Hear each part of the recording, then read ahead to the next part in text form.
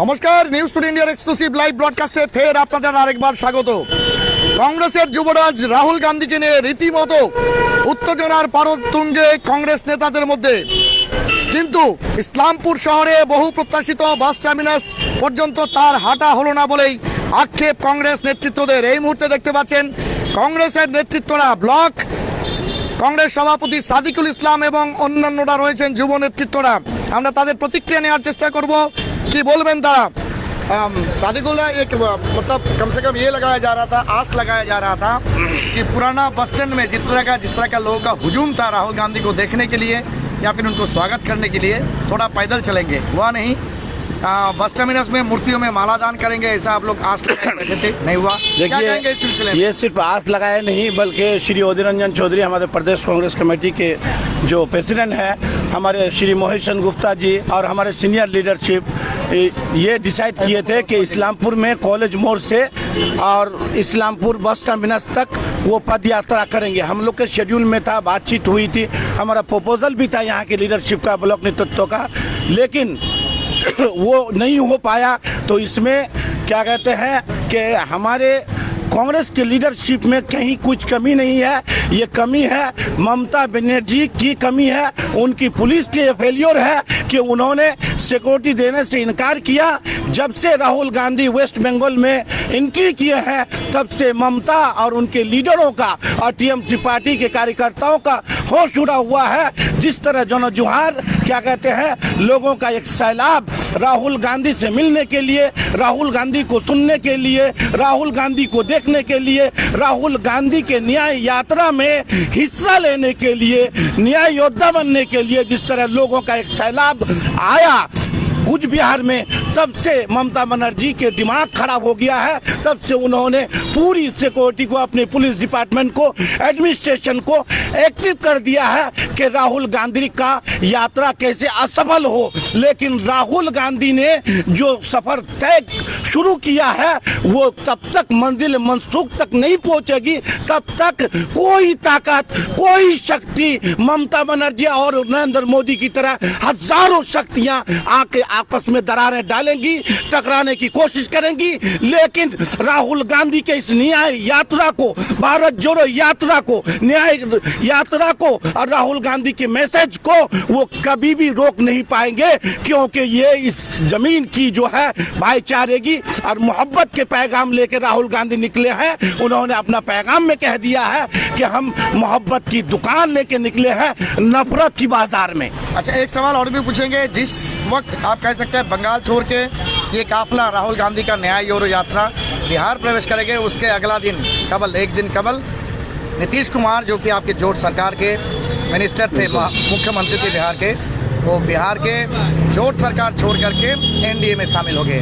देखिए, नीतीश कुमार के बारे में क्या टिप्पणी करें, जग जाहिर है पूरे हिंदुस्तान के बच्चा जो राजनीति को समझते हैं, बुझते हैं, वो जानते हैं उनका नाम एक पलटू राम भी है और वो एक राजनीति के ऐसे मदारी है कि अपने स्वार्थ के लिए कभी भी इधर से पलटी मार के उधर, उधर से पलटी मार के उधर, वो कभी साल में एक दो मरतबा रिजाइन देते हैं, आज रिजाइन देते हैं, दूसरे दिन जाके बीजेपी के गोद में बैठ जाते हैं।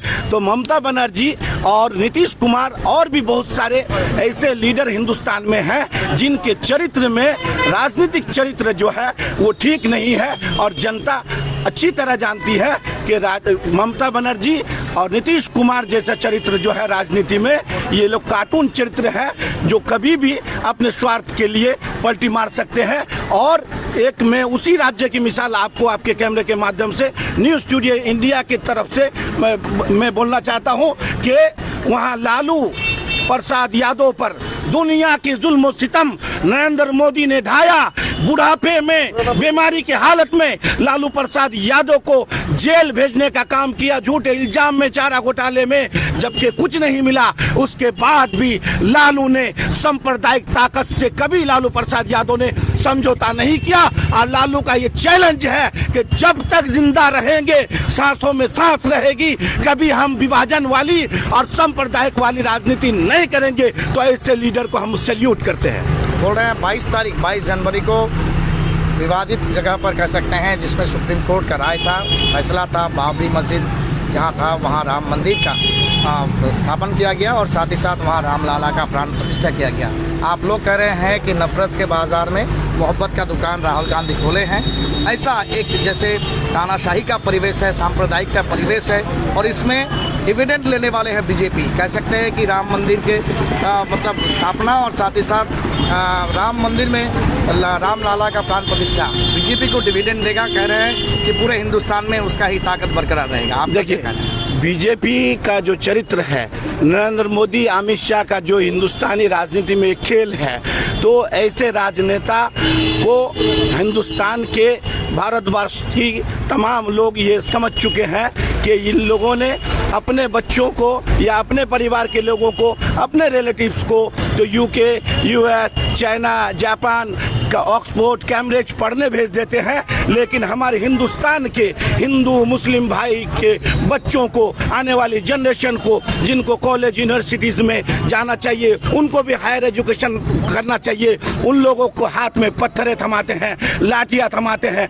तलवार थमाते हैं। तो ऐसे चरित्र को हिंदुस्तान के लोग समझ गए हैं। वो अमित शाह का बेटा दुबई में बैठ करके वो क्रिकेट देखने का मजा ले रहता है एयर कंडीशन में, लेकिन हिंदुस्तान के गरीब का बेटा, किसान का बेटा, मजदूर का बेटा, वर्कर्स का बेटा जो है पत्थर लेकर के आपस में हिंदू मुस्लिम करता है। तो ये कब तक इन लोगों हिंदू मुस्लिम वाला चलेगा? इसी नफरत के बाजार में तो राहुल गांधी मोहब्बत की दुकान लेके चले हैं। आज नहीं तो कल देश की जनता जो है ये समझ जाएगी कि हम पत्थर नहीं उठाएंगे, तलवारें नहीं उठाएंगे, हमारे हाथ में कलम होगा, हम डॉक्टर बनेंगे, हम इंजीनियर बनेंगे, हम IAS IPS बनेंगे, दुनिया के सामने हम मुकाबला करेंगे। एजुकेशन से, किताबों से, हम तलवार से और पत्थरों से, लाठियों से अपने बच्चों का कैरियर खत्म नहीं करेंगे। सोशल मीडिया का जमाना है, आप जैसे ईमानदार मीडियाओं के थ्रू देशवासियों को धीरे धीरे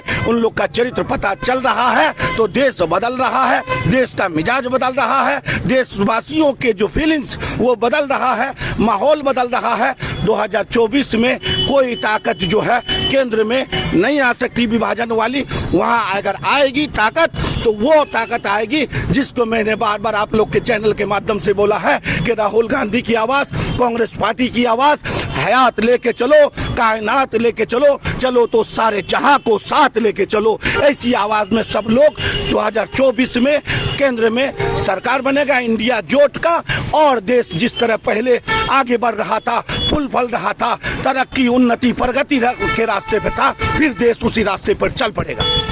अली रजा भाई, अफसोस हुआ कि पुराना बस स्टैंड तक कम से कम बस टर्मिनस तक पैदल चल सकते थे राहुल गांधी के साथ। नहीं, हम लोग तो बहुत खुश हैं कि उनको हम लोग के सामने में पाकर, उनसे हाथ मिलाकर, हमारे आइडियोलॉजी, हमारे नेता जनाब राहुल गांधी जी हम लोग के बीच आए। हम लोग इससे बहुत हैप्पी है। हम मन में थोड़ा दुख है कि वो हमारे साथ पैदल नहीं चल पाए, लेकिन इसके लिए यहाँ की जो सरकार है, ममता बनर्जी जो पुलिस मंत्री खुद है, वो इसके जिम्मेदार है। वो अगर आज हम लोग के यहाँ पे सिक्योरिटी प्रोवाइड करती तो हम लोग के दिल की ये तमन्ना थी, राहुल गांधी जरूर हम लोग के साथ चलते इस्लामपुर। বললাম যে এই মুহূর্তে ইসলামপুর শহরে রাহুল বিষয় হচ্ছে 2024-এর লোকসভা নির্বাচন সামনে। যদিও অধীর রঞ্জন চৌধুরী এবং জেলা সভাপতি মোহিত সেনগুপ্ত বলেছেন যে ন্যায়যাত্রার সঙ্গে 2024-এর লোকসভার কোনো যোগ নেই, কিন্তু এত জনজোয়ার কি মনে হচ্ছে লোকসভায় তার ডিভিডেন্ড পাবে কংগ্রেস? 100% পাবে। অ্যাকচুয়ালি আমাদের চিফ মিনিস্টার মমতা ব্যানার্জির জন্য মানে সিকিউরিটি কমের জন্য উনি এখানে পদযাত্রাটা করতে পারলো না। আমরা ওনার বেশি ক্লোজে আসতে পারলাম না, কিন্তু তাতে দরকার নেই, উনি তো আমাদের মনে আছে।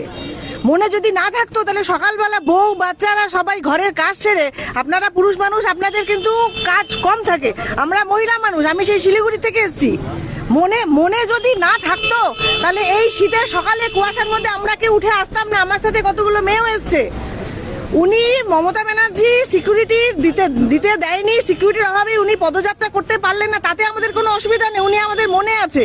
আর আমি দাবা করে বলতে পারি যে আমাদের আগামী দিনে আমরা রাহুল গান্ধীকেই পাবো। বলছি এমনটা নয় তো যে ইসলামপুর শহরে লোকজন কম, অথচ শিলিগুড়িতে প্রচুর লোক ছিল, সেখানে পদযাত্রা করলেন, অথচ এখানে করলেন না?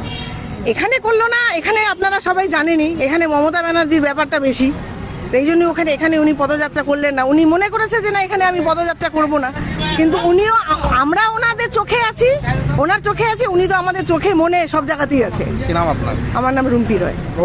কোনো পদে আছেন কংগ্রেস? এখনো পর্যন্ত কোনো পদে নেই, হিউম্যান রাইটসের হয়ে কাজ করছি, স্টেট প্রেসিডেন্ট। এখনো পর্যন্ত পদে নেই। অ্যাকচুয়ালি আমি মনে করি দেশের সেবা করার জন্য পদে আসার দরকার পড়ে না, মনে জজবা থাকা দরকার। আমার কোনো পদের দরকার নেই। আমি যদি চাই সমাজের সেবা করব, আমি কোনো পদ ছাড়াই করতে পারবো। আমি সারাদিন লোকের জন্যই লড়ি। আমার হিউম্যান রাইটসেরও পদের দরকার নেই। মানুষের সেবা করার জন্য মনে জোর দরকার হয়, পদের দরকার হয় না। চেয়ার নিয়ে কি করব? চেয়ারে বসে গেলে হয়তো অহংকার হয়ে যেতে পারে, মেবি। মানুষ তো, আমার চেয়ারের দরকার নাই, অহংকারের দরকার নাই, আমি এমনিই করব। আপনাদের জানিয়ে দিই, শিলিগুড়ি থেকে হিউম্যান রাইটস কর্মী, তিনি কিন্তু ইসলামপুর শহরে রাহুল গান্ধীর আবেগকে তাড়িত হয়ে তিনি কিন্তু ইসলামপুর শহরে পৌঁছেছিলেন। এবং আপনাদের জানিয়ে দিই, এই মুহূর্তে চায়ের থেকে কংগ্রেস নেতাদের একটাই আক্ষেপ, যদি দু কদম হাঁটতে পারতাম ইসলামপুর শহরে রাহুল গান্ধীর পদযাত্রায়। যদিও পাঞ্জিপাড়া পেরিয়ে কিষানগঞ্জে তার বিশাল পদযাত্রা রয়েছে, মিডিয়া পার্সন্স থেকে শুরু করে বিহার এবং প্রদেশ কংগ্রেসের একাধিক কর্মীও হয়ে গেছে। একাধিক কর্মী তারা কিন্তু সেখানে সামিল হচ্ছেন। সে পদযাত্রায় রাহুল গান্ধী জনতার উদ্দেশ্যে কি বক্তব্য দেন সেটা আমরা শুনবো। 2024-এর লোকসভার আগে প্রত্যেকটি রাজনৈতিক দল রাজনৈতিক ডিভিডেন্ড হোক বা মানুষের ন্যায় অধিকারের জন্য হোক লড়াই করছেন। তার মধ্যে কংগ্রেসের যুবরাজ রাহুল গান্ধী অন্যতম, যার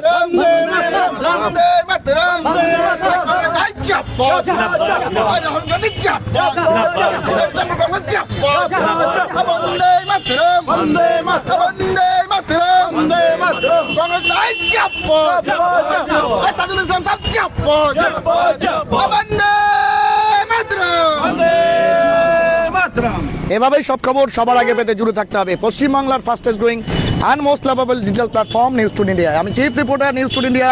আপাতত এই প্রতিবেদন থেকে বিদায় নিচ্ছি। দেখা হচ্ছে খুব তাড়াতাড়ি, খুব শীঘ্রই গুরুত্বপূর্ণ কোনো খবর নিয়ে, যার জন্য আপনারা অপেক্ষা করে থাকেন।